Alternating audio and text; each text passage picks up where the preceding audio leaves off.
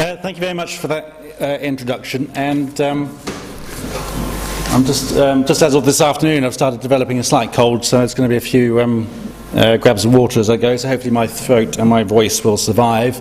I was quite intrigued by the Ancestors Trail. It reminded me of a comment that was made at a debate I did a year or two ago. Someone was trying to suggest that, talking about the royal family, saying they're one of the oldest families in Britain. I thought, well, anybody with a passing knowledge of evolution knows that all our families are as old as each other. So it seemed a bit odd claim to make. So this evening I'm going to talk about why Britain should be a republic, what the problems are with the monarchy. I'm going to talk a bit about the democratic alternative on offer. And I'll also say something about my optimism and about public opinion and why it isn't quite what people think it is, as well as answer some of the more common myths and claims made by supporters of the monarchy. There's that reliance on the monarchy has on mythology that also makes me think about my own views. I'm a humanist as well, and kind of how my humanism and my republicanism kind of relate to each other. I remember that I first joined the BHA back in the 90s, and I remember there's an article in their newsletter asking pretty much the same question that I've asked myself, is whether humanists can be royalists. So it's an old question, it's been around for some time, and I wanted to just touch on it a little bit this evening. Now, the Republic itself is a broad church, if I can put it like that. We have people drawn from across political and social and cultural and religious spectrums. So we're not an atheist organisation, but we are a secular organisation in that we take it as implied, and we take it as read, that a republic is a secular state.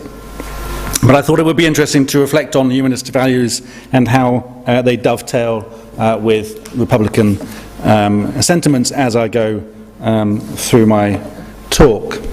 Now, of course, not everyone, there's always some, I've spoken to other humanist groups, there's always some people in the room who are supporters of the monarchy, and I certainly wouldn't claim that if you are a supporter of the monarchy you can't be a humanist. I think that would be a little bit too much, but I would only challenge you to think about about this institution and how it can sit with your personal philosophy. I was kind of reminding myself what humanism is kind of all about, and looking at the definitions provided on the BHA website, and some of the ideas that kind of resonated with me were to do with reason, empathy and respect for everybody regardless of class, race or creed, to quote the BHA site. And of course, being able to lead a meaningful life without any recourse to religious belief. Now, in Britain, I would say that surely it has to be part of the humanist mission to push back against religious privilege and to support a secular state, to strive for a nation where we're all free to believe or not to believe without fear or favour. And these values, to me, are bound up with the tradition of human rights and democracy, and the Republic's own core statement of principles draws heavily from the Universal Declaration of Human Rights, such as that all human beings are born free and equal in dignity, the rights of citizens must apply equally, and the will of the people should be the basis of the authority of government, and so on. Yet the monarchy is an institution that relies on belief, on secrecy, on deception. It is defended out of self-interest and political expediency. It is quasi-religious as an institution, and it is at the heart of a rotten constitution founded on hereditary and religious privilege. It is an Anglican state in an increasingly secular nation. And I think this kind of leads to my first main point, my first sort of main objection to the monarchy, and my main sort of motivation for a republic, which is simply that it is a matter of principle. And I think that that is a very important point to make. Quite often people dismiss it as, oh, well, it's just a matter of principle, it's just, there's no material difference that it makes. But I think that principles are important, and these are principles of, equality, accountability, and the sovereignty of the people. And I believe that if we take these principles and these values seriously, then we should have them reflected in and enshrined in the institutions that then represent this nation. Some people say, well, the monarchy's powerless, it's irrelevant, it doesn't matter, it's just symbolic, it's just ceremonial. And I say, well, what's it symbolic of? Because it ought to be symbolic of those principles, those values that modern Britain holds dear. And I think that if our institutions do actually promote different values, if they stand against those values of equality and accountability and the sovereignty of the people, I think that sends the wrong message both here at home and overseas. I don't think it represents Britain as we ought to be represented. I think it says to us, well, actually, we're a little bit tentative in our commitment to these values. We're a little bit hesitant. We're a little bit indifferent almost to whether these values are important or not. And I don't think that is a message that our institutions should be sending out. I also think it has an effect on our political culture. We often hear it, and we're hearing it at the moment in the Brexit referendum about parliamentary sovereignty. And I think this is a problem. It's a very widely held, particularly in Parliament itself, that Parliament should be sovereign, and I think that the people should be sovereign, and Parliament should be there to service the needs of the people. And I think there is a certain pomposity and grandiosity about the way in which our politicians and Westminster operates that I think that pomposity needs to be pricked and deflated a little bit, and they need to be reminded that they are not part of a monarchical state, but who are in fact servants of the people that put them there. So I think the principle is very, very important, and I think that to a large extent identifying as humanist is essentially about principle. It's about saying, I have values, I have ideas that I hold to be true, and I think they're very important.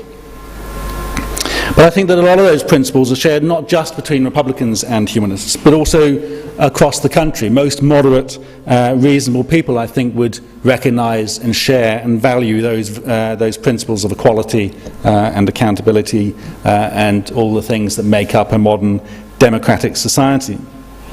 I do think that there is now a general small r republicanism or Republican sentiment in the UK. I think people instinctively believe in the need to hold people to account, in the right of people to govern themselves. And you see this in some of what's been said around the Scottish referendum and the Brexit referendum and reactions to the established parties and the breakdown of the two-party system and so on. People are reacting to this kind of top-down mentality. And it's our job as Republicans to link that, what I would call that small r Republican sentiment, link it to, in the public imagination, to the need for real reform, to say that, yes, it isn't just a matter of principle. As important as that is, it is actually an issue that needs real action and real change, and that has to start with the monarchy.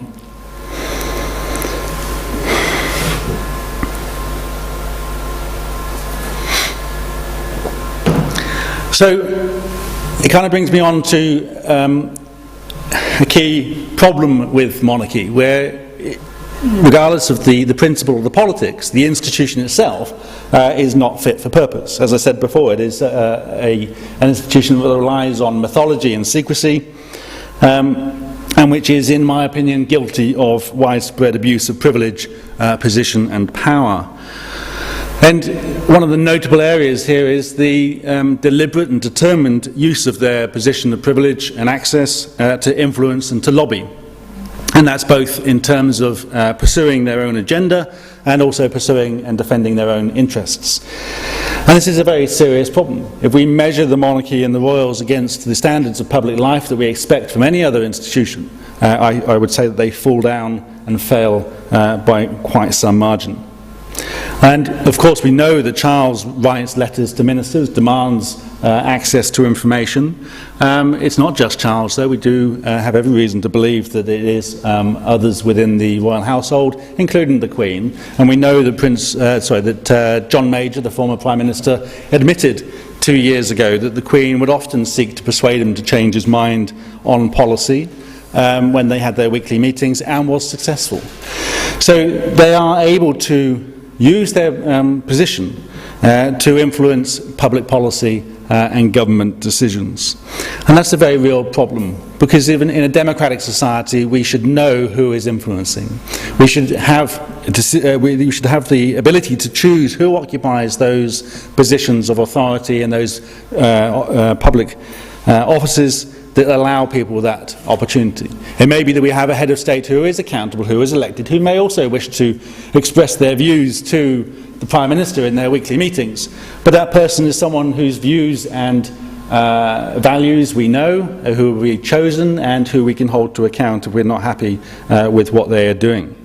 With Charles and the Queen and the others, we don't really know, particularly with the Queen, we don't really know seriously what her values and ideas are. We don't, of course, know the impact that she's having on government decisions.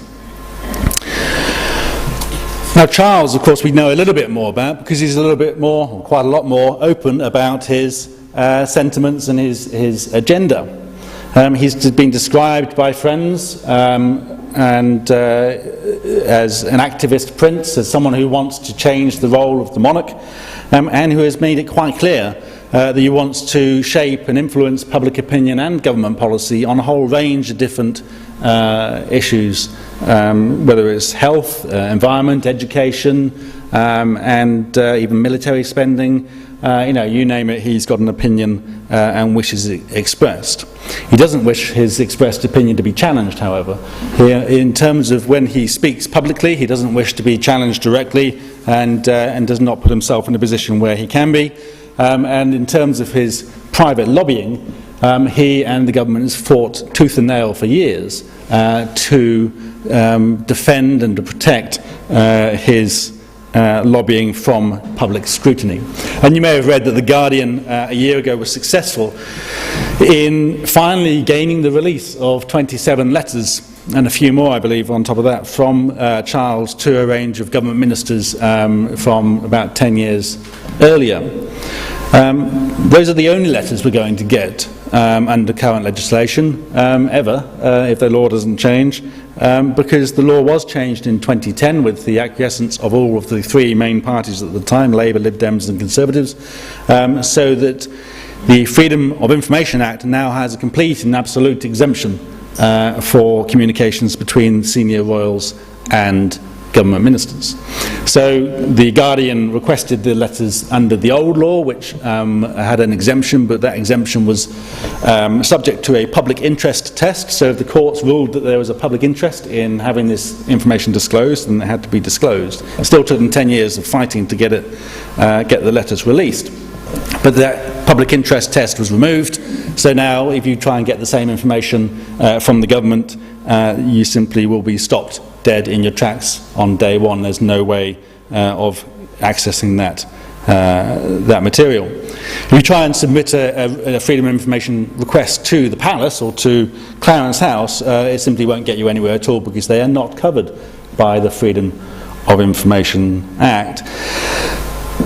So while the royals are using their position of privilege and influence to push their own agendas, they are also using it to secure and defend their own interests. It is widely accepted that the Freedom of Information Act was reformed and changed in Westminster as a result of pressure from the Palace. And of course you can't ask for the letters to prove that, because they're covered by the Freedom of Information Act that has just been changed. But we know that they went to Holyrood as well and demanded that the Scottish Government do the same. And to their shame, the SNP were planning to do so until an intervention from the Scottish Information Commissioner, which unfortunately the Information Commissioner in London didn't make, but the Scottish Information Commissioner made a very vocal and public intervention saying that such a change was unacceptable, and so the SNP dropped dropped the plan. So you do still have that public interest test. And we know from the release of some letters recently that Charles isn't just lobbying ministers in Westminster, but is also lobbying ministers in Scotland and no doubt everywhere else too. We also know that they've been lobbying to change the way in which the monarchy is funded. Because back in 2011 the coalition government they got rid of the civil list and they replaced it with the sovereign grant. Now this basically means that there is a grant handed over to the palace every year, which is pegged to 15% of the revenues from the Crown Estate. Now the Crown Estate belongs to the nation. All of the revenues of the Crown Estate go to the Treasury.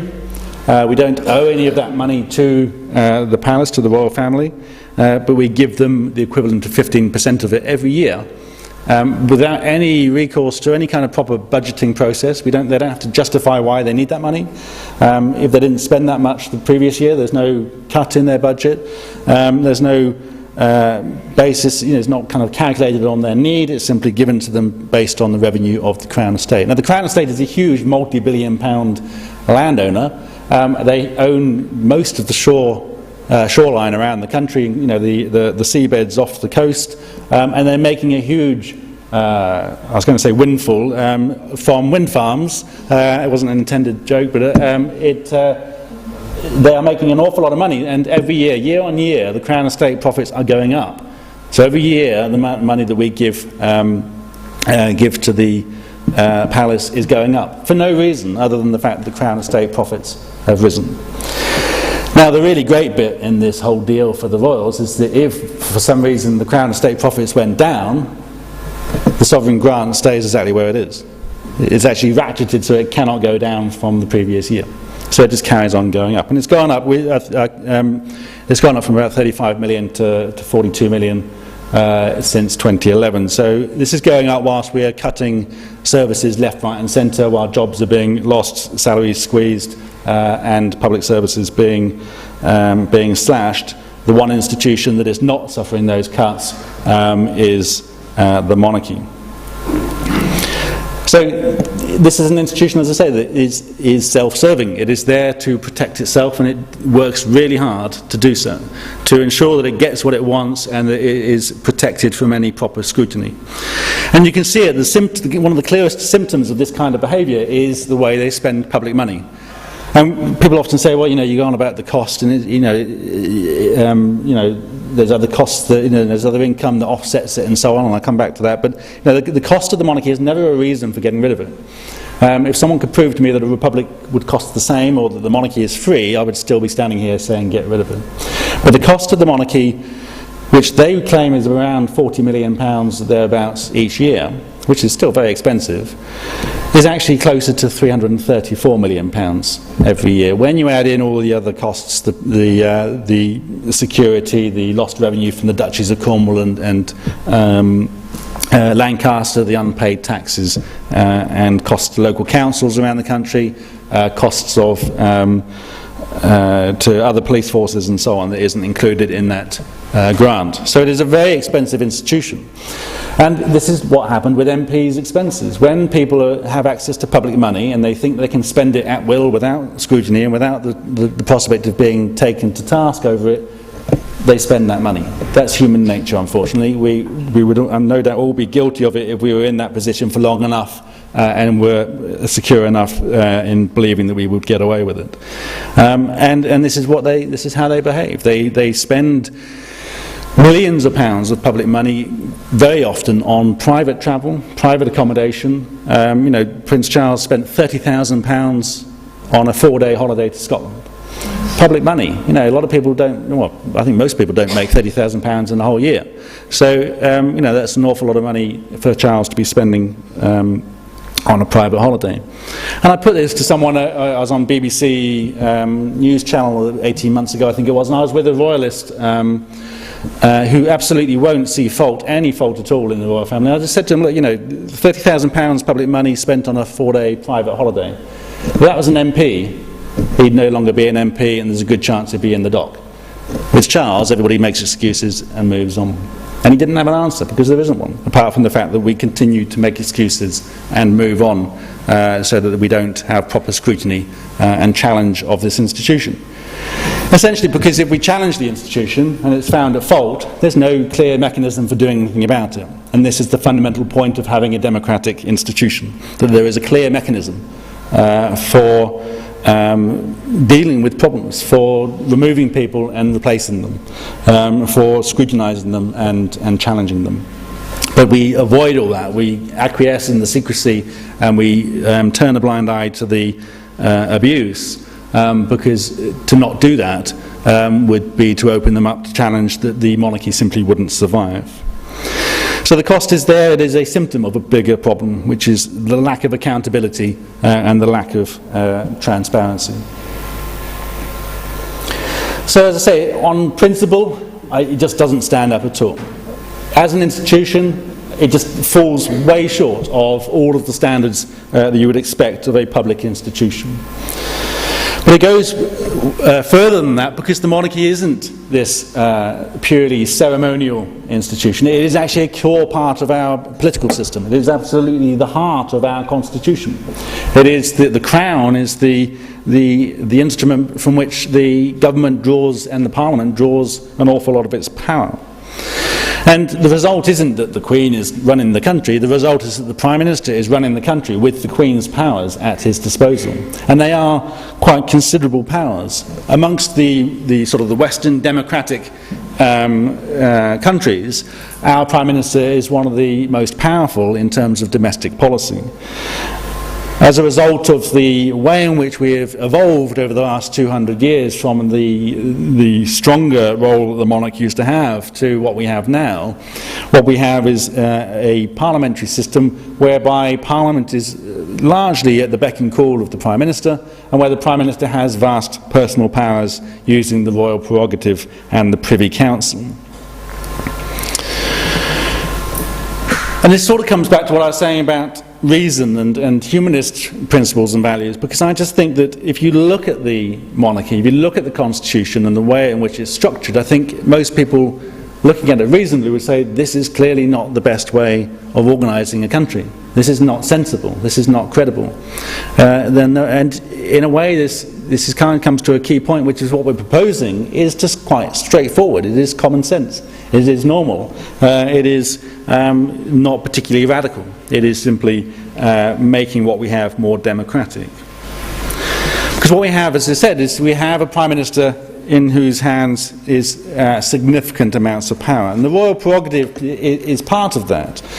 They can go to the Privy Council. I don't know whether you would have heard of the Privy Council if you hadn't before. Late last year, when Jeremy Corbyn became the leader of the Labour Party, and all of a sudden there was this big argument as to whether he would take the oath and become a Privy Councillor. And I think the people that run the Privy Council were probably in a state of shell shock. All of a sudden everybody knew that they existed, and they were probably unused to so much daylight being shone on what they do. And unfortunately a lot of the media simply said, oh, Jeremy Corbyn joining the Privy Council, a ceremonial body, yada yada yada. It's not a ceremonial body. The Privy Council is a key part of our constitution.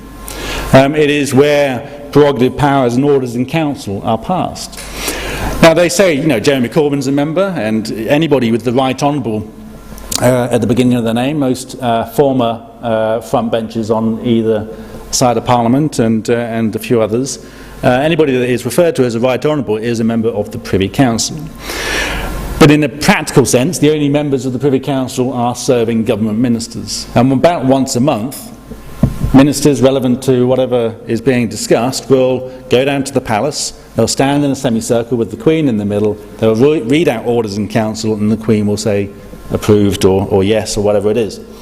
And those orders in council are then law. This isn't televised, it's not made particularly public, it's all just scheduled in some document lodged somewhere that no one really is paying much attention to, and some of these orders in council can have the force of primary legislation.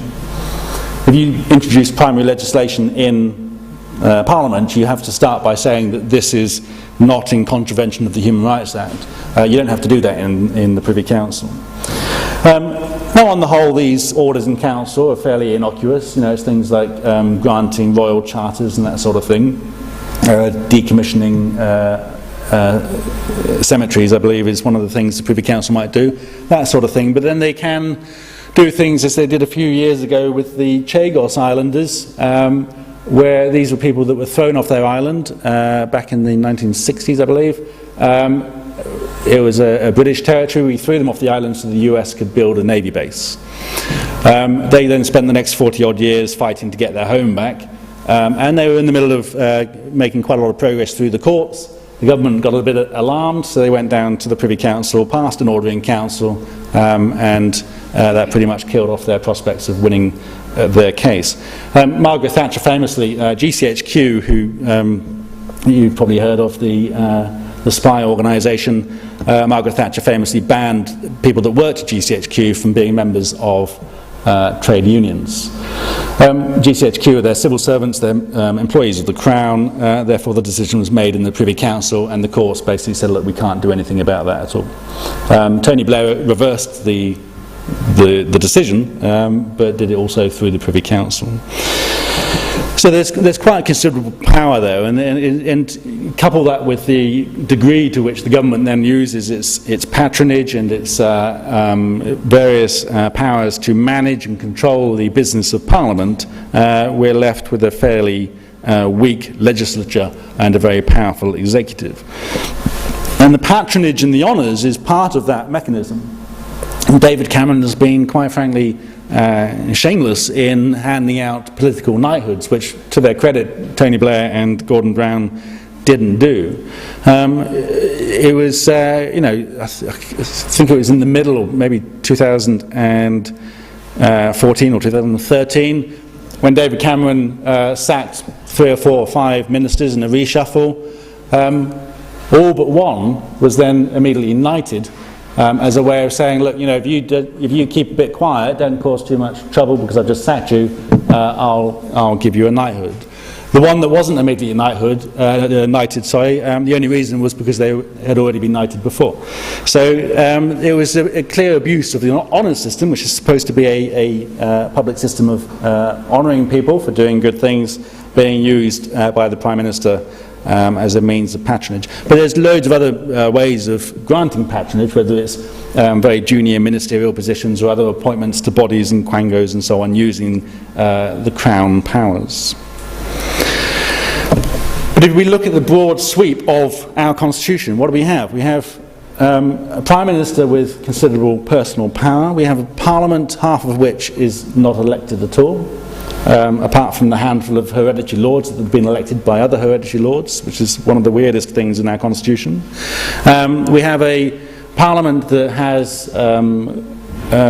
bishops from the Church of England sitting in it, and we have a head of state who has inherited her job. So if we do that kind of audit of our Constitution, it's not particularly democratic. We get a chance to elect our Parliament every 5 years now, and after that election, power floods straight back into Downing Street and stays there until the next election. Now, of course, with rebellious Tory backbenchers and with a small majority and with a coalition, things are a little bit different. The Prime Minister has to manage politically the way he exercises his power, but the power is still there. And if you have a Prime Minister, again, with the sorts of majorities that Tony Blair had, again, you have a Prime Minister who can more or less get their way more or less every time. And I'll come back in a moment as to how I think it could and should work instead of that kind of rather poor form of parliamentary democracy that we have now. But I want to pick up on some of the myths and mythology around the monarchy just briefly, because a lot of people say, oh no, we're the mother of all parliaments, we're this great historic institution, we've got this amazingly stable and peaceful society, and so on. There's certain key myths. The stability one is quite common. The idea that the Queen has never put a foot wrong, and therefore we should keep this system because it grants us, it blesses us with these marvellous people who are so unable to make a mistake. They tell us that the monarchy unites the country, and of course my favourite one, which if everybody just stopped saying this, I'd be a very happy man, is that it's good for tourism. So let's take the stability one. I was just saying before is that what people do is they look at some of the countries in Europe, some of the more stable and prosperous countries, and they say, oh, look, they're all monarchies, like Norway and Sweden and Denmark, for example, in the Netherlands. But of course, it's the other way around. The point is that it's the stable countries where the monarchies have been able to survive. And it's the countries that have suffered from warfare and invasion and revolution where the monarchies have collapsed. And of course it shouldn't be forgotten that it was the monarchies that led them into those conflicts and revolutions. It was only 150 years ago when most countries, or most people in Europe, were governed under some kind of form of monarchy. And I think also, like many of monarchist arguments, I think it's a little bit insulting to the British people, because our stability is the product of our own labours, our own hard work. It is the product of our own prosperity and a product of our ability to work together through our problems. But let's also not forget that this is a country that suffered 40 years of political violence and that has, big chunks of it wanting to talk about breaking away. So the stability, it has to be worked on. We have to keep on negotiating it and arguing about it and working our way to a more peaceful and predictable future. And that stability and the end of the violence and the decisions we make about staying together as a union are not because of the monarchy. They are because of the arguments and the ideas and the hard work of the British people. The unity question, this idea that we're united around the monarchy, I mean, this is essentially a kind of a way of saying, look, don't fight against the monarchy because everybody else likes it. If you argue against it, then you're going against the grain. You're upsetting everybody else. But the fact is, most people are fairly indifferent about it. Most people couldn't care less, quite frankly, whether they are there or not. And they'll tell pollsters, yeah, the Queen does a good job, and they're judging her performance by her performance because they've never seen anyone else do the job of head of state, so they have no measure by which to judge it. And they'll say, yes, I'm happy to keep it because they haven't really engaged with the debate, and they believe the idea that it's apolitical and that everybody else likes it. But the sorts of crowds that the BBC get excited about around the Jubilee and the babies and all the rest of it, actually when the babies were born they weren't getting excited about real crowds, they were literally just making them up and inventing them, even though you could see over their shoulder that the crowds weren't there at all, but never mind that. But these crowds were typical of crowds you can get in London fairly easily. I mean, 1 million people down for the wedding or the Jubilee, you get 1 million people at Notting Hill and the Gay Pride. So I mean, this is a big city. You can get lots of people to big events, particularly if you have 4 months of solid PR running through to the day. But most people on those days were just getting on with their lives. Most people on those days were just getting on with their shopping or going on holiday and so on. And polling around the time was saying, 70% of the population was saying they weren't interested in the wedding a week before the wedding. So don't believe the idea that the monarchy unites the country. We're much more united around our own achievements, whether it's sporting achievements, whether it's Tim Peake going into space, whether it's cultural events or whatever. Our music industry and our cinema unites us more than the monarchy ever will or ever could hope to. The tourism, I'm not going to labour this point, it's not true, is the short answer. There's no evidence that people come here because we have a monarchy, and I've sat down in the offices of the CEO of Visit Britain, who spend their time promoting us as a tourist destination around the world, and I said, the bottom line is this: if we get rid of the monarchy, there's no evidence that fewer tourists will turn up. And they said, of course, yeah, you're right. So it's not an argument. And even if it was, the highest figure that's been placed on tourism revenue is £500 million. It's a dubious figure anyway, but that's less than 0.07% of GDP, which is less than the margin of error for calculating GDP. So it's not the sort of amount of money that's going to be missed. But I would say that the palace, Buckingham Palace, has one of the largest and most extraordinary art collections in the world.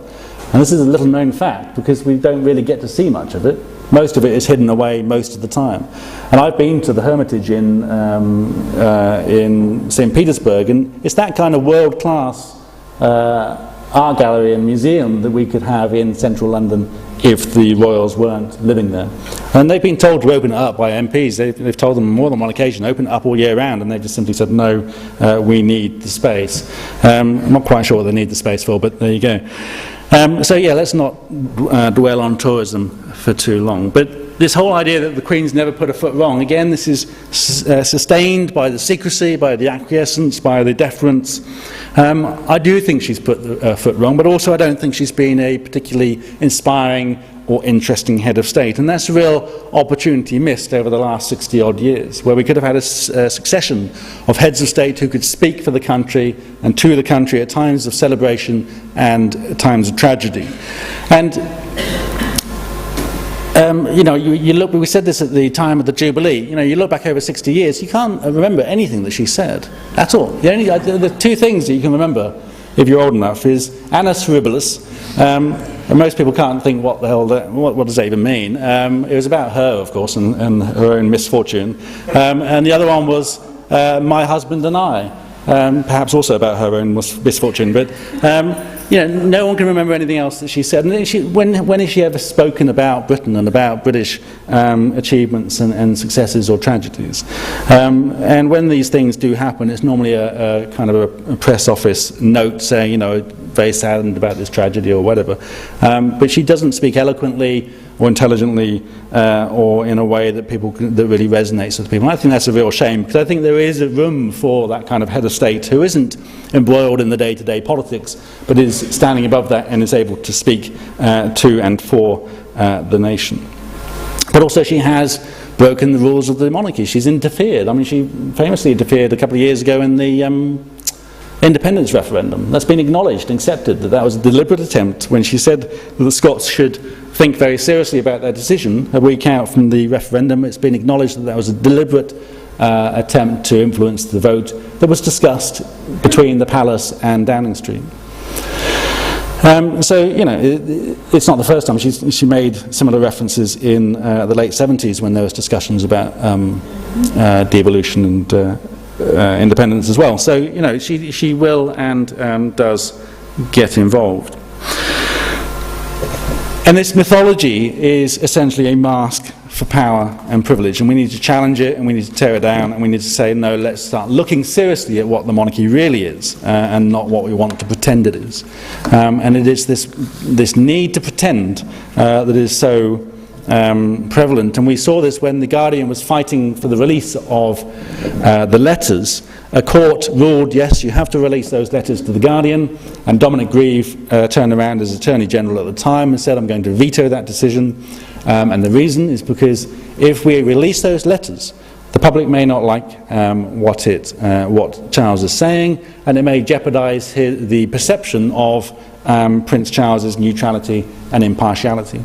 In other words, he was telling us quite bluntly, it's more important that we pretend that he is neutral than see that he is not. And I don't think that's a credible way to go. So,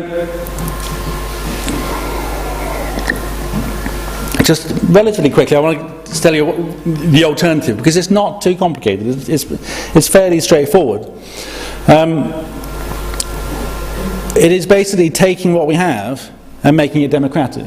That's it. It's that simple. It's about having a parliamentary system where we have each part of that system doing its job on its own terms, each part of that system being accountable and elected, and also being bound by rules set out in a constitution. So it's about taking some of that power from the Prime Minister, saying some of it you just don't have anymore. Some of it is accountable straight to Parliament. It's about taking some of the power away from Parliament, saying, no, there are limits on what you can do. You're not sovereign. You know, you're there to do a job for us, and we're going to put limits on what you can do. And it's about doing that by writing down a constitution which simply says, this is who we're going to have: Prime Minister, Cabinet, two houses of Parliament, fully elected, everybody accountable for what they do, This is the job of the government, this is the job of the Parliament having the power to make laws and to resist the agenda of the government, and so the government has to actually persuade Parliament to pass laws rather than simply instruct them to do so. And then you have a head of state who is elected not to govern, not to get involved in politics, but to simply say, there's a constitution, you've got to follow it, and if you step out of line, then I can step in and put you back in line. So on a practical level, if Parliament is passing a law, or if government is taking an action that is unconstitutional, the head of state will be able to say, no, that I'm not going to sign that law into force. And the constitution is simply our contract between the people and our employees, the politicians, saying this is what you're there to do it well, and if you don't, then we'll throw you out, and this is how we're going to do that.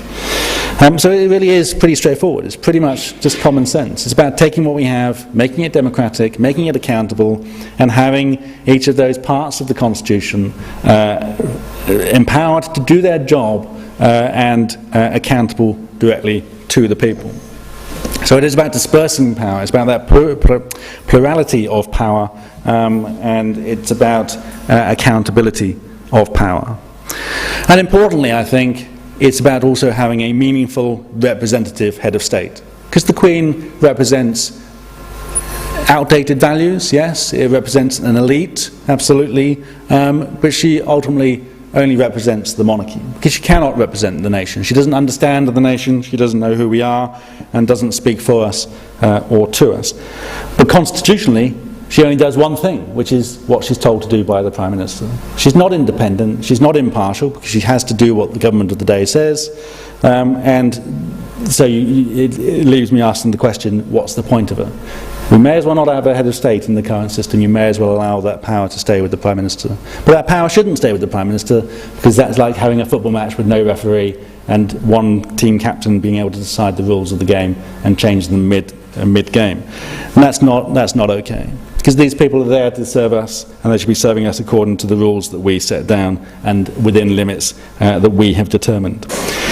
So that's the alternative. It's not radical, it's not the American system, it's not the French system, it's a British republic, and it works. It works, we know it works because our nearest neighbour, Ireland, does something very similar. Not quite what we want, because they have certain details in their system that I wouldn't necessarily replicate, but of course that comes from the Irish tradition. We've got our own tradition, and in this day and age, I think it'd be relatively simple to come up with a constitution that says these are the limits of the power, this is how we elect our Parliament, and this is how we choose and dispose of our head of state. It's pretty simple. And I'll only just finish by saying that this absolutely can happen. People say, oh, you want to hide into nothing, it's never going to happen in my lifetime, everybody loves the Queen and the monarchy, Republicans are wasting their time. But I've said already that there is that kind of small R Republican sentiment in this country, and it's our challenge to kind of join the dots in the public imagination. Say, well, these things that you don't like about the way in which you're governed, your frustrations with the way in which power is exercised, a lot of that comes back to the monarchy. Your sentiments, your values, they stand against the monarchy and the continuation of this institution.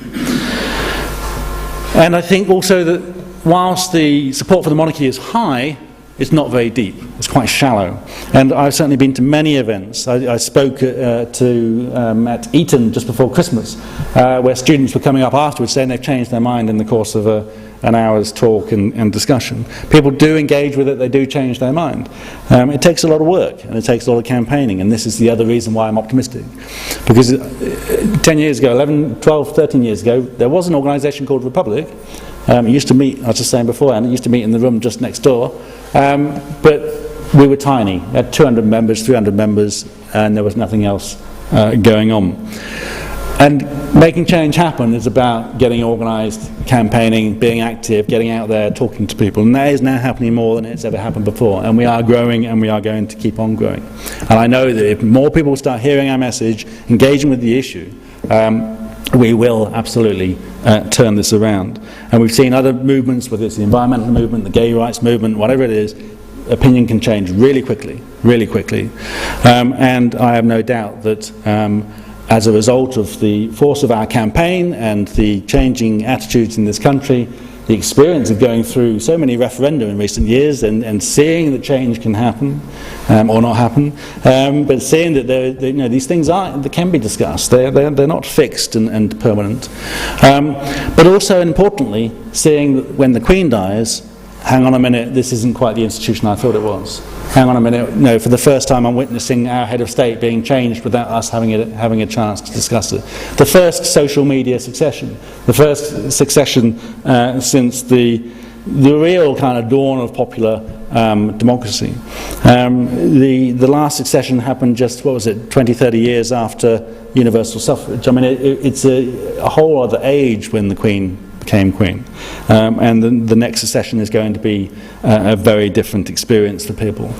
And I think most obvious after that succession is that it will be a different monarch, and a large part of that support is tied up with the Queen, because people do, whatever, rightly or wrongly, and I don't hesitate to say that I don't think she's a great head of state, but a lot of people respect her and admire her.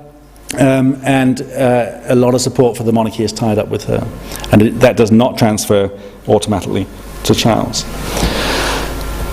And just finally, I think, and this is perhaps a mistake of Republicans, and sometimes maybe it needs to be said in rooms such as this, it's not about the heart versus the head. It's not about the emotion versus rational ideas. Because I think that a republic is actually as much about the heart as it is about the head. I think that being a republic and that proposition for change is actually really exciting and aspirational and ambitious. And if we can get the message right, and if we can talk about it as an aspiration and an ambition for Britain, then I think that we will persuade people to get on board and to join this cause.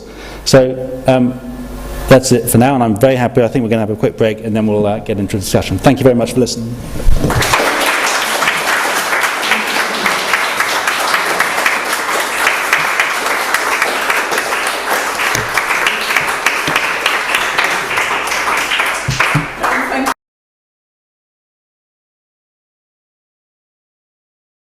Should be. One question.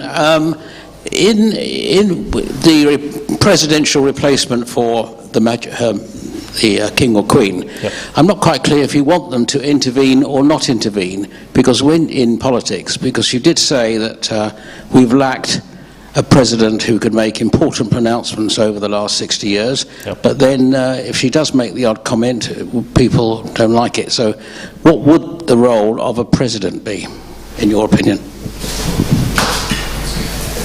In terms of intervening in public affairs, I mean. Are we taking more than one? And then I don't mind. I can do one at a time. Yeah. Three at a time. Yeah. Anyone want to ask a question? Yeah. This question is from Sapna, and she says, how can we get a referendum to abolish the monarchy, given that the public are not exposed to the facts? And how can the media get better access to the information? Good one. And a third? You mentioned that you were optimistic about achieving a republic. I wish I was as optimistic as you are. I just can't see it happening within my lifetime. What gives you the cause for optimism? Okay, so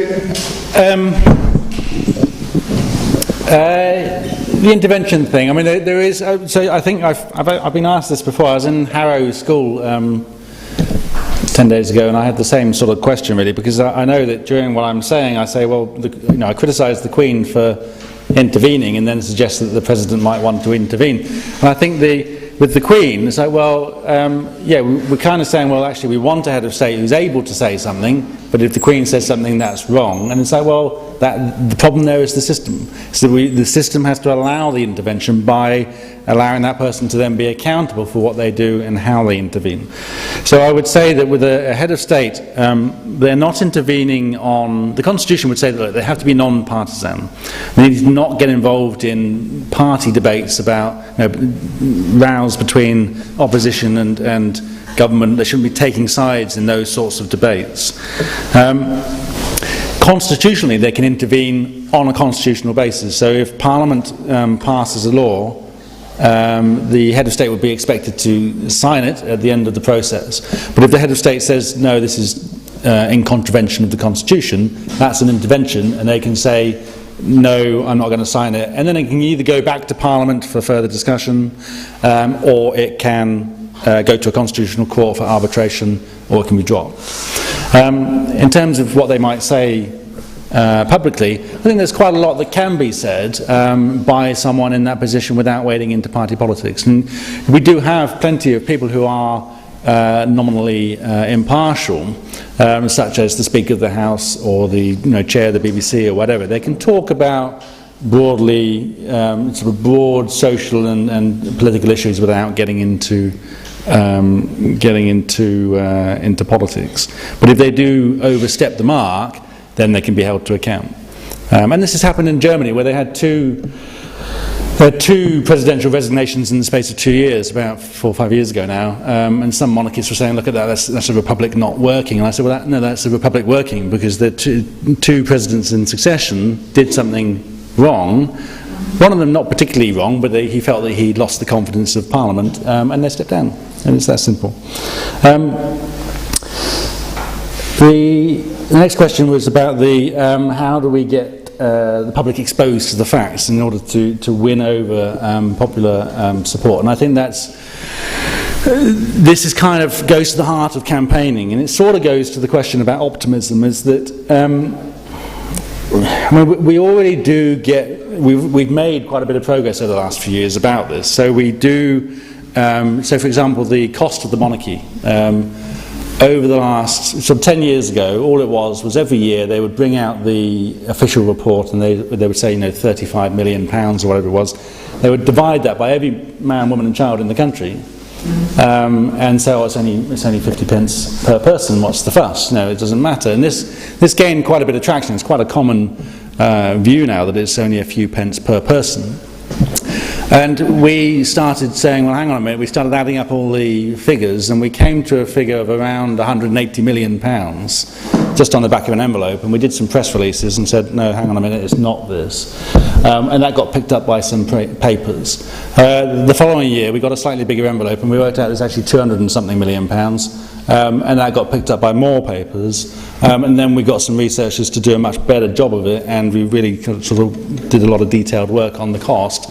And the 334 million pounds is a much more accurate figure, and that gets routinely reported now. When you'll see it, it's around the end of June that the royal finances come out, and the palace still repeats this figure, but the BBC doesn't no longer repeats the 56 pence as fact anymore, because we keep on telling their reporters, don't do that, that's spin, not fact.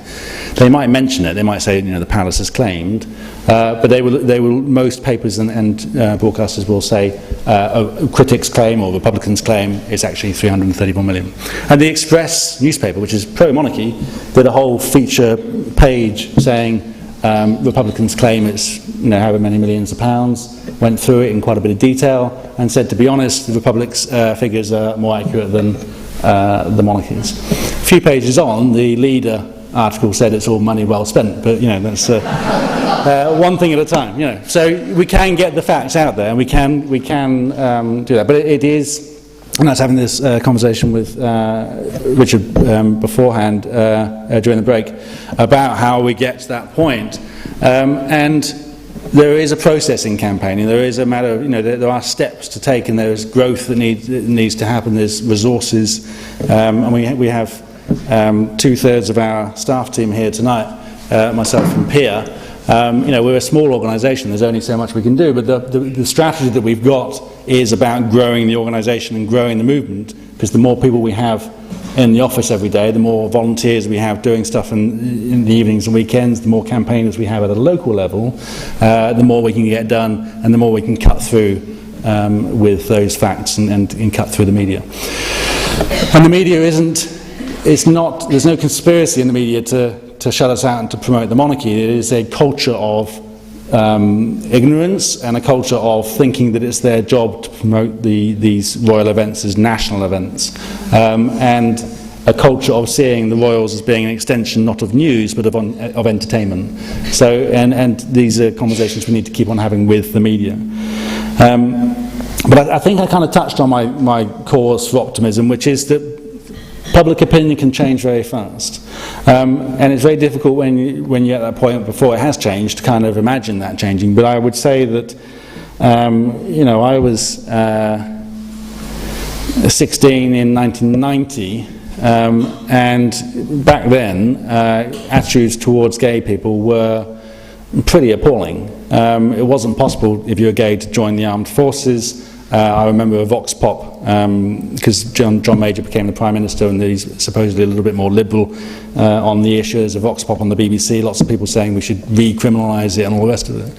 And the difference between that, when I was 16 and now, is enormous. We've done such a huge journey in terms of public attitudes. I would say that if you went back in a time machine to 2000 and went over to the States and said, when are you going to get your first black president? I think the number of people that would have put their hand up and said, in 8 years' time, was close to zero, and I think that things change really quickly, but you don't know when they're going to change, you don't know exactly how it's going to change, but there are key elements in that change, which a big part of it is the campaigners. It is the people doing the hard graft, doing the stuff on the streets, doing the media work, getting the good arguments together, and thinking about messages. But also I do think that the public attachment to the monarchy is a lot more tentative and superficial than some people may think. I think that a lot of we're given a very false impression, I think, through the media that everybody is getting excited about these big royal events, and they just aren't. Most people are not that interested. So I hope I've answered those first questions. Any other questions, folks?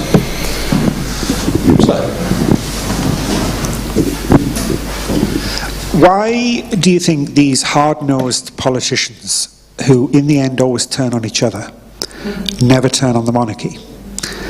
At best, they turn on the advisors to the monarchy. There's got to be more in it for them than orders in council and some real estate advice from Prince Andrew at a garden party. Why do they prop them up? Thank you. Sir? Oh, yeah. It seems to me that it was implicit in what you said, but I don't think you actually said it, that we need a written constitution. And perhaps if you could talk a bit more about that and whether any work has been done on it. Anything else?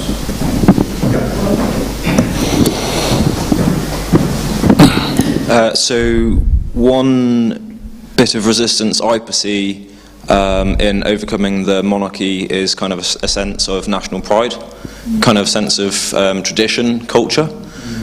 So I'd welcome your thoughts on how we can overcome this rationally and appeal to the people that want to keep their culture and kind of history.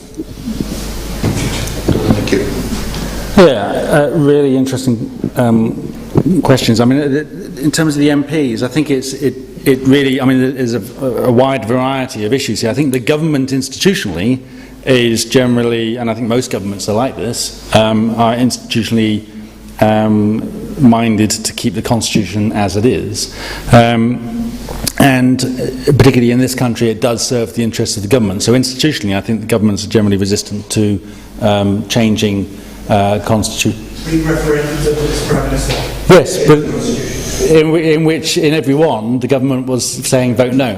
So the referenda, this is quite unprecedented to have so many referenda. It's a consequence of certain political alignments and so on, and the government, as I said, has always pushed to vote no.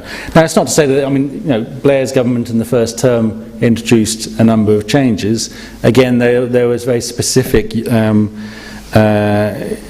sort of context to those changes, such as devolution, London mayor and so on. But on the whole, it is, well, if it's going to touch our power, then we want to resist it. But a lot of MPs genuinely like the monarchy and support it, of all stripes, not just Conservatives. But I would say, on the whole, it's that MPs will not so much defend it, but just simply go along with it because they've got so many other things on their plate. And that's the thing with campaigning again, is you've got to make it a thing that they need to do, that they want to do, because for their own reasons, whether it's enabling Republican-minded MPs to act on something they believe in, or pushing less sympathetic MPs to act on something they're less inclined to believe in. And there's, if we look at Australia, where now all political leaders, I think I'm right in saying, we've got Tony Hockey here, who's the Australian Republican Movement London coordinator. I think I'm right in saying all premiers and the Prime Minister and opposition leader in Australia are now Republicans, and yet there's no real sign. I mean, there's a more vibrant Australian Republican movement now, but there's still some resistance to the politicians actually doing the deed. And so, you know, they've got everybody on side, but they're still not acting. It's because there is a general sense of inertia, because they've got so many other things to do, winning elections and putting in things like economic policy and foreign policy and whatever. So changing the constitution is rarely a high priority for them. And in fact, Australia had one of the rare prime ministers that did make it a high priority, Paul Keating, who instigated the whole debate back in the 90s. And there was I can't remember who it was, there was a New Zealand politician who said, in New Zealand it's good to be a Republican, but it's no good to actually do anything about it, because you get kudos, you get votes, and you get your base liking the fact that you stand up and say these things, but spending time on it, you know, I've got other things to do. And that's the job of pressure groups and campaign groups, is to put them in a corner and say, look, you know, it's easier for you to now act than not act. So that's the key thing. On the written constitution, I mean, we don't try and write the constitution. We're too early in the campaign, but also we're not going to be asked to write the next constitution as much as I'd like to. I tend to point people to the Irish constitution, to quite simple constitutions. They don't need to be hugely complicated. And I think that, you know, you might take a leaf out of the SNP campaign book, where it's quite late in the day when they started talking about what the constitution might look like, and then they said, well, after we've had the referendum, then we'll work out the details, and it will only take like 18 months or so to do that, because constitutions aren't that complicated. There is this mythology that they are hugely complicated, really difficult to do, but over the last 25 years, quite a lot of countries have gone through quite substantial changes. You think of the whole of the Eastern European bloc that had to go from communist totalitarian dictatorships to parliamentary democracies overnight, and they managed to write whole new constitutions, and all we're doing is saying, well, we've got a pretty good starting point, we just have to knock out a few hereditaries and improve a few details, so it wouldn't be too difficult. So we try not to get into the detail of it, because it simply invites argument over detail that can come later. We want to win people over on the principle and on the idea and on the core sort of arguments, rather than getting into the detail too much.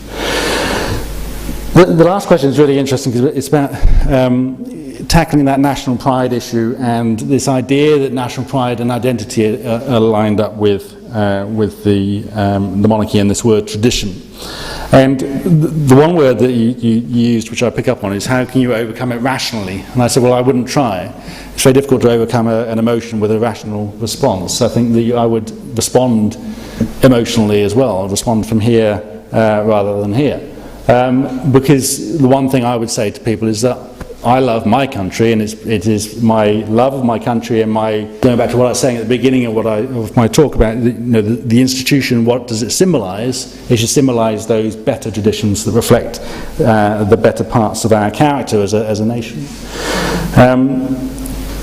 I wouldn't go as far as flying the flag and getting too sort of jingoistic about it, but I think that we can reclaim that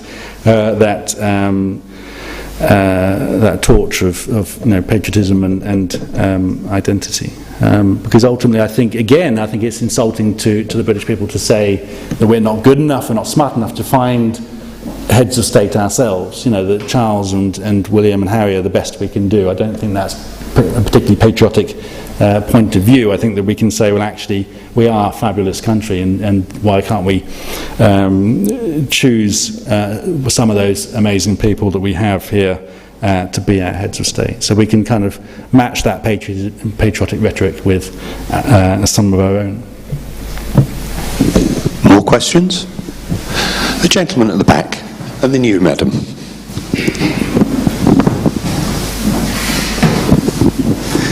Thank you, Graham. As a moderate Republican, I agree with most of what you said. But what bothers me to some extent is how one replaces the present system.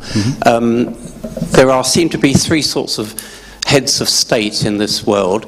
The one which, a political head of state, as in the USA, for example, a sort of one who's partially political, as in France, where they have a prime minister, and one like, say, Germany, where they're more nominal head of state. And the third sort are not known outside their country. I doubt if anyone here can actually name the president of Germany. You might be able to, but I don't suppose many others. And therein lies a bit of a problem. I don't see, but almost all of those presidents of all sorts are voted on through political mechanisms. There are almost no exceptions in the world for non-political heads of state, except where there has been some exceptional person who has been appointed president, you know, out of the ordinary. But that is the rare case. How could we stop it descending into the usual party brawling? Good question. More questions, or do you want to handle that one? Go on, handle that one. Yes, that was good. Okay, why not? I mean, yeah, the models, yeah. I mean, the model I think I said was kind of the parliamentary model, which is similar to Germany, but more similar to Ireland, where it's directly elected, whereas in Germany it's elected by a combined parliamentary sitting, including, I believe, representatives from the devolved Länder parliaments. I think it's President Gauck. Is that right? Did I pronounce that right? G-A-U-C-K. Some people say, well, this is a problem that no one can name the President of Germany. I say, well, no one can name the Queen of Denmark. So it's not, you know, our Queen is famous because she's our Queen, not because she's a Queen. So I don't think that, which I don't think was the point you were making, but just an aside, really. The issue of non-political, I mean, I guess we have this notion that, firstly, the Queen is non-political. She isn't. She's very political. Everybody is political. There's no such person anywhere, no one that you would want in any kind of public office who is completely non-political. Politics is absolutely, you know, threaded through every part of our life, and someone in that kind of position is going to have some kind of political leanings one way or the other. Now, of course, you're saying about partisan, associated, attached with, to a political party. I don't necessarily have a problem with them being attached to that. I think the point is there's a job description comes with the post, which says that once you're in the job, then you're no longer allowed to be aligned with that party, as we have with the Speaker of the House of Commons. So now, you know, whether or not you think the current Speaker is doing his job in an impartial fashion, that is the job that is required of him. And that's the job required of the Irish President, for example. And I would add a couple of other details there, which is the Irish President has a past in the Labour Party. Now, in Ireland, the Labour Party is very small, it's not the dominant party, so that tells you something, that the Irish people are capable of making their own decision, not based on their allegiance to the parties that they vote for in the general election, where Fianna Fáil and Fine Gael got the vast, you know, lion's share of the vote, I believe, certainly over 50%. In 2011, at the beginning of 2011, they had a general election and Labour was nowhere to be seen. 6 months later, they elected a formerly Labour individual, Michael D. Higgins, who then becomes non-partisan because he's in the job and that's what's required of him, and he does the job very well and is an inspirational figure in my view. Obviously, as I said, in other places. So I don't think that's a problem. Now, whether or not you want to make it explicitly non-partisan when you have the election, maybe there are mechanisms for doing that. Maybe there are rules around electoral spending, for example, or electoral allegiances. But I think that you can kind of treat the voters as adults and let the voters decide. Do they want to have a Labour aligned or Conservative aligned head of state? But I mean, we've got and have had various mayors, for example, over the last 10 years or so that have been independent. People can make those decisions. But I think that people will make a decision on who is the best person rather than which party they're aligned to. And if they then get into office and try to play party favourites, then they would not survive in office for too long. Some more questions. Just before I hand the microphone over, I can think of a couple of people that I would think of as the President. David Attenborough, perhaps, is one. A bit old now, maybe. He's the same age as the Queen, and maybe Sandy Toksvig, although she's Norwegian, I think, so Danish. maybe not. Danish, sorry. So more questions. Fiona? Well, to follow that, two not very serious comments. At the beginning you mentioned Prince Charles and the things that he's interested in, including medicine, health. But I've never heard him say anything about health that wasn't homeopathy, which a lot of... now what else was I going to say? Oh yes, if you've ever been to Buckingham Palace, you will realise that the decor is incredibly vulgar and you would not want the public all to be allowed to see it. Estelle, any other questions, folks?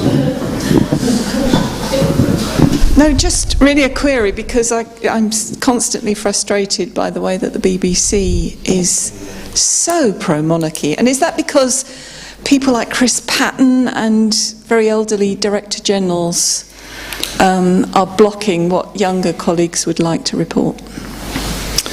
Okay, so I will pick up on these the first two comments, because I think the Buckingham Palace, I think generally a house's decor reflects the people living in it. So I do think it would be if they moved out and we had the opportunity to spend money on it. The palace is falling to pieces. We don't spend enough money on it, but then there's always this argument as to who should be spending money on it.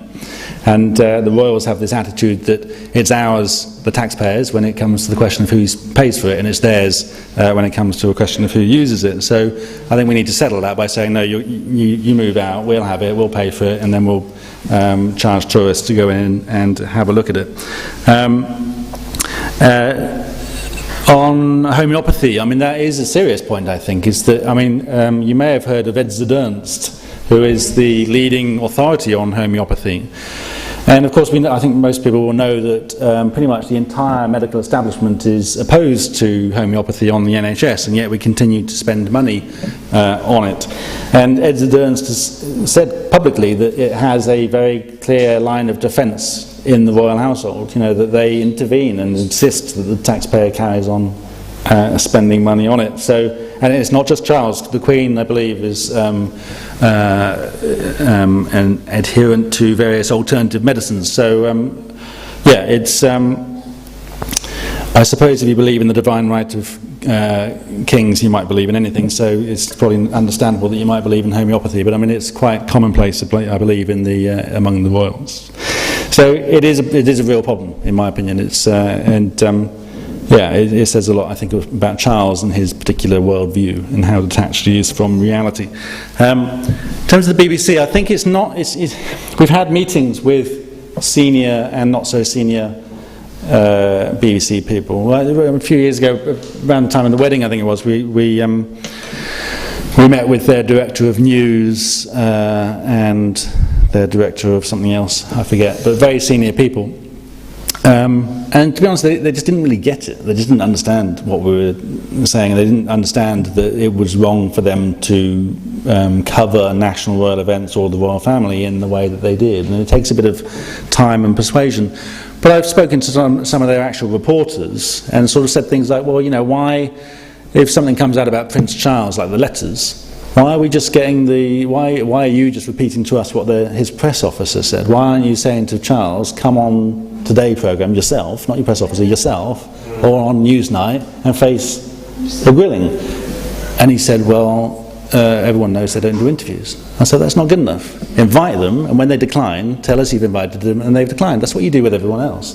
And if you do that enough times, the penny will start to drop with everybody else, and this is not someone who wants to be challenged. So, and some of them have changed their way. Some of them have changed their tone a little bit, but it's the editorial decisions that are the problem, and they keep on thinking that it is their role as national broadcaster to broadcast and join in with what they deem to be national events, and so there's quite a bit of work there to persuade them that that's not appropriate. So I certainly don't think it's people like Chris Patten sort of having in their defence, I do think that they have quite a lot of editorial independence right the way through the organisation, but I think that there is a culture this kind of institutionalised culture where they just don't get what we're complaining about. But, you know, plenty of other people who work in the BBC have come to us saying, look, I completely agree with you, and I'm fed up with being told that we have to do this. So, yeah, it's... but it's, you know, I think it would probably get rid of the monarchy before we get the BBC to admit they're wrong. So, it's, yeah, we'll see. Just to comment on the first thing you mentioned, one of our book club books recently was Professor Edzard Ernst's book, A Scientist in Wonderland, and in it he mentioned that his post got rid of by pressure from Prince Charles. So, and just up the road here at the Royal National Institute for Integrated Medicine, rebranded. It was the Royal Homeopathic Hospital. It's attached to Great Ormond Street Hospital, and you're right, there's millions spent on it, and it's just because of Prince Charles. So back to a thing you mentioned earlier, it could be that we could fall very much out of favour with the next royal. Prince Charles we might all get very fed up with, and what we're hoping to happen may happen sooner than we expect. You never know. More questions, people? Yep, another one. Given that the campaign to kind of establish a republic's in its early stages, can I ask what kind of similar organisations that have set out are kind of your role model, and whether you can draw parallels from Freedom from Religion organisation in the US, perhaps with litigation for keeping religion out of public office? Yeah, I mean, I don't know that we're looking. 2 years ago we started on a process of developing our long-term strategy. And we were starting to look around at other organisations, other campaigns, and so on. And we're always looking at what other campaigns are doing and looking to draw inspiration. So we really kind of moved quite a long way from kind of just what I would say was a fairly amateurish operation when I started, mainly because I was running it and I didn't know what I was doing. But we've come quite a long way from there to a point where we're quite professional now. We're trying to use quite serious sort of tactics, and yeah, we are looking quite seriously at what other people do. But at the moment, our kind of we mapped it out from the point where we get the referendum back to where we are, and we kind of said, well, our focus has to be on building up the organisation. So it's using quite well understood techniques in terms of membership recruitment, fundraising, social media, and so on. But yeah, I mean, doing litigation is one thing that we've thought about, and it's that kind of action. I did report Prince Andrew to the police a couple of weeks ago, which is quite interesting. But I'll tell you about it in a minute. But the bit of the sort of the direct parallel with what you're talking about is the way that schools promote the monarchy. So a lot of schools are going to be doing sort of birthday celebrations in the next few weeks, and in our view that's illegal because it's a political institution, a political question, and schools have to be non-political, at least balanced in the way they convey information. So that may be something which we can do. You may have missed this, but I think about a month, 6 weeks ago, Prince Andrew drove up to some automatic gates that would allow him into Windsor Park in Windsor. They're supposed to automatically open for him in his Range Rover, and they didn't, so he just drove straight into them and caused £80,000 worth of damage. Now, they belong to Crown Estate, which is our property, and all this was in the Sun and in the papers and whatever. I just thought, well, why isn't the Crown Estate reported it to the police as criminal damage? So I did, and told the press about it. So the next day there's another 24 hours of news saying Republicans have reported him to the police. The police basically just didn't want to know. They said, well, it's the Crown Estate haven't reported it, and you have to be involved in the incident. I thought, no, you don't. I mean, it's very difficult to say you have to be involved in a crime to report it. I mean, it makes murder investigations very difficult.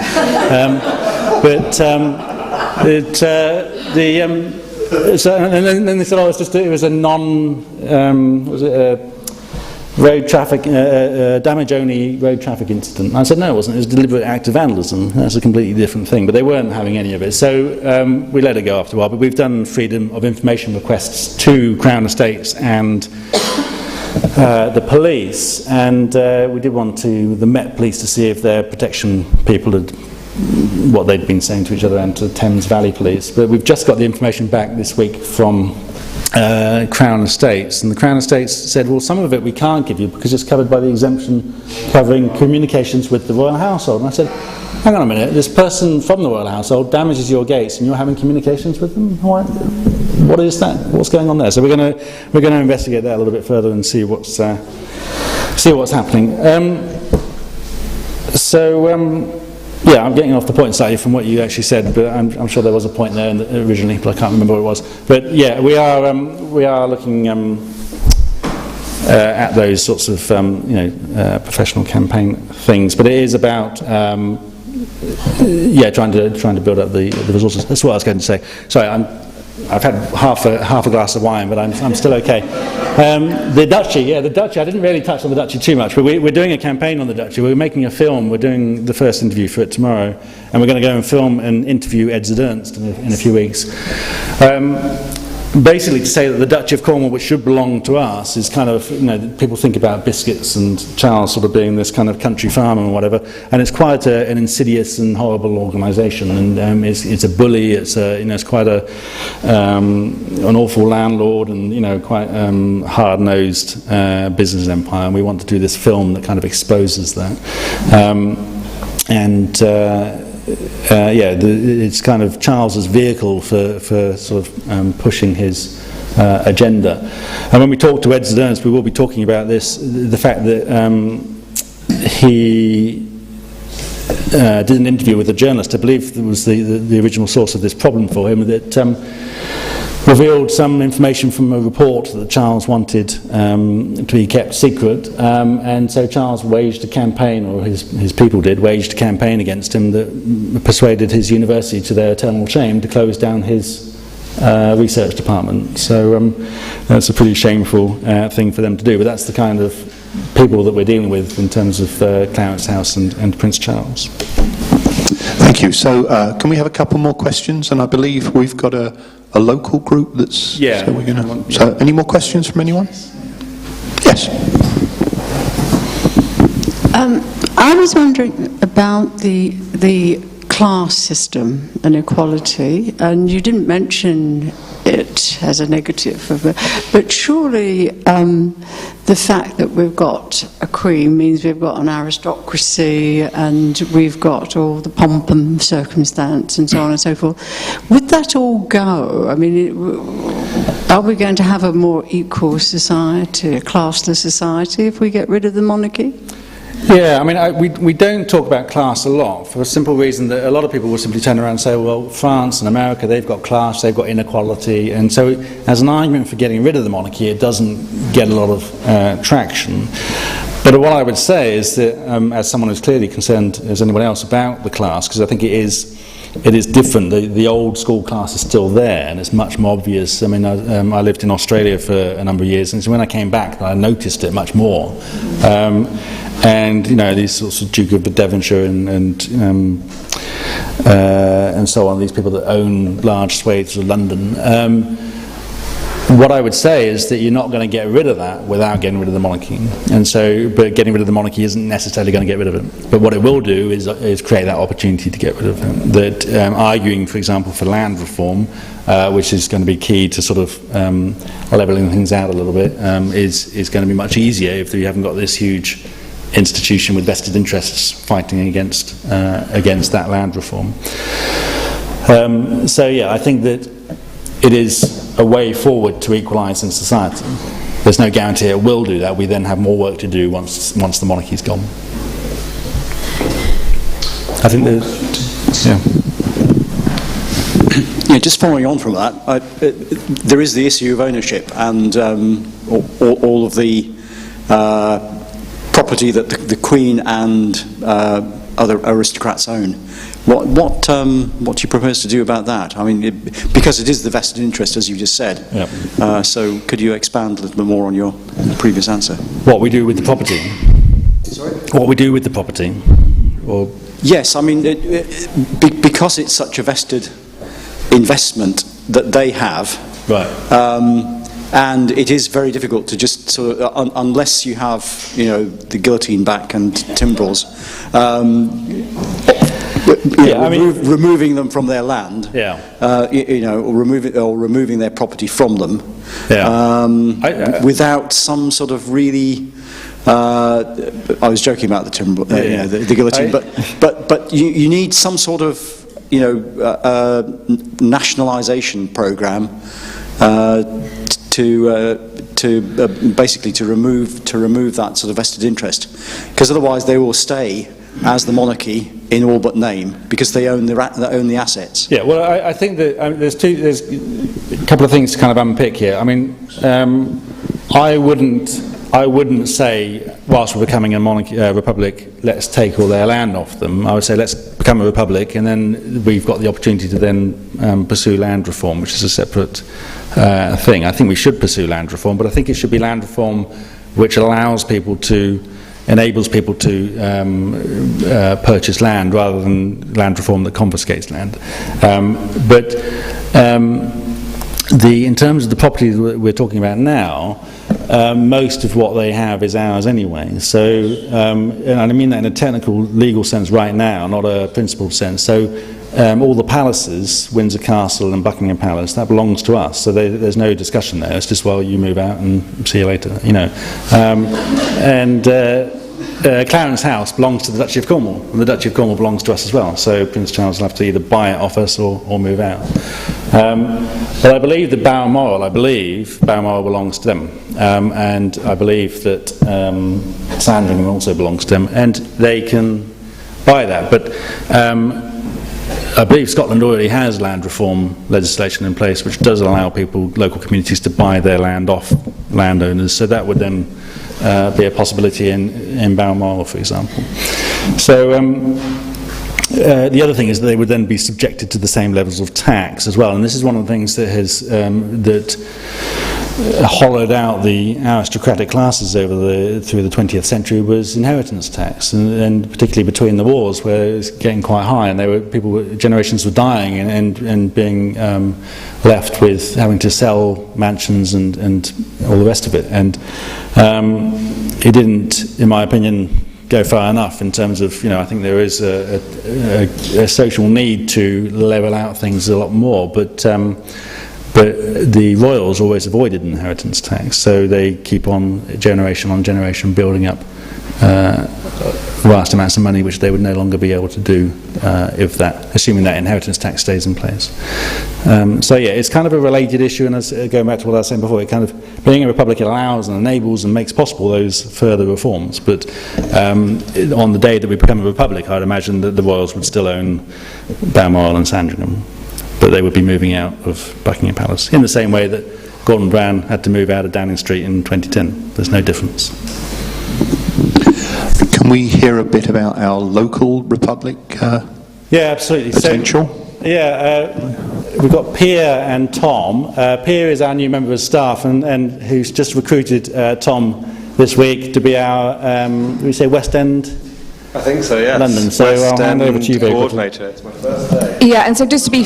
Yes, well done you, exactly. But just to be fair to Tom for a second, he very kindly said he would happily identify himself and so on, but we're literally talking 2 days ago or something. I sort of roped him into it, so he hasn't obviously taken any actions yet or knows fully what he's let himself in for. No, but yeah, so local campaigning is a really, really important part, as Graham spoke about earlier, about what the whole thing is about, really, is hearing what everybody on the ground has to say about this and what they want to do about it. It's not about all coming from us to them, it's people doing it and expressing what they're feeling and taking action. So yeah, Tom will be the local coordinator in the West End. I don't know if you want to say something about why you're doing it. Might be better. I wasn't bullied into it. I did want to get involved because it is something that I'm very passionate about. Speaking completely personally, and not on behalf or for Republic, but personally, I think it is one of many steps I would like to see in the future of this country, including electoral reform, reform of the House of Lords, and I think that campaigns such as this, there's many people fighting many causes, and I think that a lot of those causes run side by side and help, and I think the Republic is such an important one. Fighting for democracy and for what democracy should be. There are so many other areas of reform that can happen in this country that are fighting on the same principles and for the same reasons. So that was one of the reasons that I'm very passionate about Republic, and also it's just an organisation I very much respect and have done for a very long time. I think they're very well organised, and the volume that they create, the noise that they create from, as Graham has already said, a very small organisation is fantastic. So that's just something that I really wanted to be a part of, and I'm regularly in the West End, so I'm very, very happy to organise events and meet with people and hear and talk and get together and as I say, fight for democracy and for reform in all sorts of areas. That's me. Great. Thank you, Tom. Very much on the spot this evening, that's fab. And just to say on that front, because Tom hasn't been set up with a full email address yet, if any of you are interested in getting involved with local campaigning in London, come and see us both afterwards and we'll get your details, and then I can sort of sign up Tom. And I just want to take this opportunity to mention one more thing, that I think the litigation question and the legal stuff that's come up is really, really important. But it's a difficult area because it's a more obtuse, more complex, more complicated area, which as a popular campaign is a difficult one to launch, because the legal details surrounding the secrecy of the royal family is so complicated that it's very hard to put across in a quick, short, sharp way.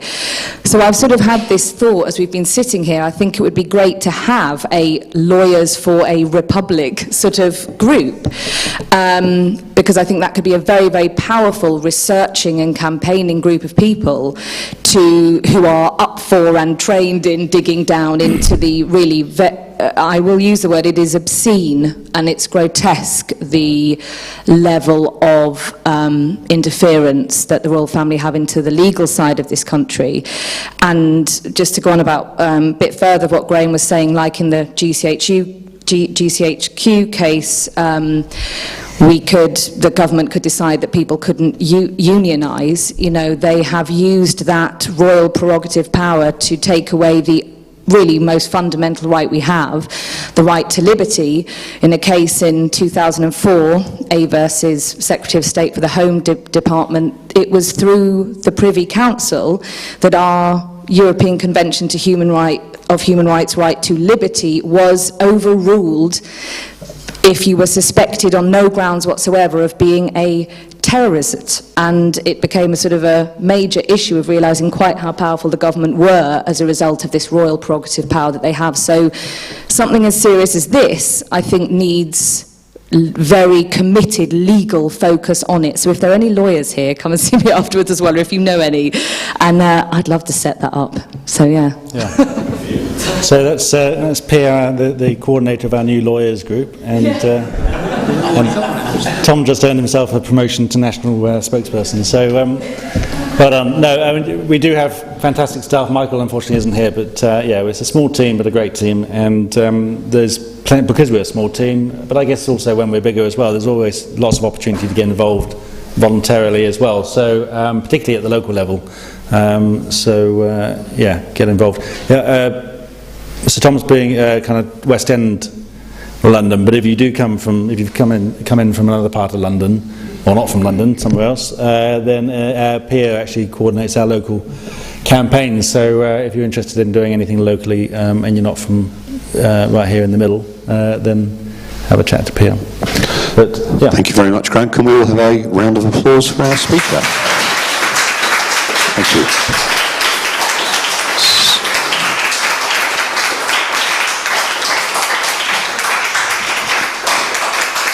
So, a couple of other things to mention. Some of you came in late.